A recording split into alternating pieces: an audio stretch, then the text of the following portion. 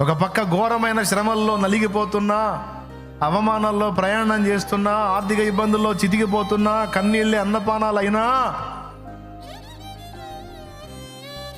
తెల్లవారుజాము 3 లేచి నీకు స్తోత్రమయ్యా అని మనసారా అంటావు చూడు, నీకు కృతజ్ఞతలయ్యా అంటావు చూడు. దేన్ని బట్టి చెప్తున్నావే పిచ్చిదానా కృతజ్ఞతలు? నాకు ఏం చేశానని, ఏం ఒరిగిందని, ఏం మిగిలిందని నా కృతజ్ఞతలు చెప్తున్నావు? ఎలా చెప్పబుద్ధి అవుతుంది నీకు అంటే, ఏం చేయాలయ్యా? ప్రాణం పెట్టావుగా నా కోసం, అవమానాలు పొందావు, ఉమ్ములు ఊహించుకున్నావు, కొరడా దెబ్బలు సహించావు, నిలువెల్లా చీల్చబడ్డావు, నాయన గాయపరచబడ్డావు. ఇంతకు మించిన ఇంకేం కావాలి ప్రభు? ఇంత చేసినావు.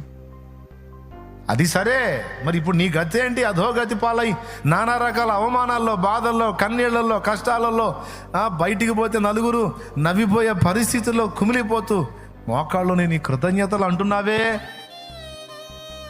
అంటానయ్యా, అంటాను.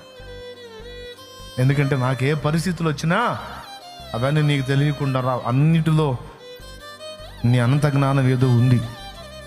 కాబట్టి ఈ చేదును బట్టి నీ కృతజ్ఞతలు, ఈ కన్నీటిని బట్టి నీ కృతజ్ఞతలు, ఈ అవమానాలను బట్టి, ఈ దూషణలను బట్టి, ఈ తిరుగుబాట్లను బట్టి, ఈ వేదనలన్నిటిని బట్టి నీకు స్తోత్రములు.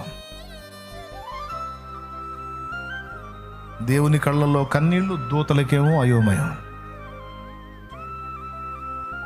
ఆ మనిషి ఆ స్థితిలో ఉండి ఎట్లా స్తుతించగలుగుతుంది? అతను అసలు ఆ స్థితిలో ఉండి ఎలా మోకాళ్ళేసి స్తోత్రం అయ్యా అనగలుగుతున్నాడు? వాని గుండె నిండా విషాదమే కదా, వాని గుండె నిండా చేదే కదా, వాడు ఎలా చెప్పగలుగుతున్నాడు? దూతలకు మైండ్ పోయింది.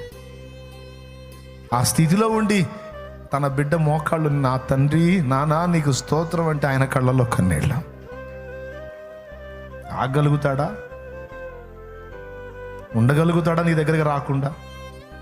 అంతే, సింహాసనం మీద నుంచి దిగ్గును లేచి పరిగెత్తుకుంటూ వస్తాడు.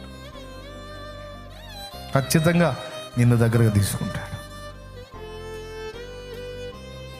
దేవునికి మహిమ కలుగును.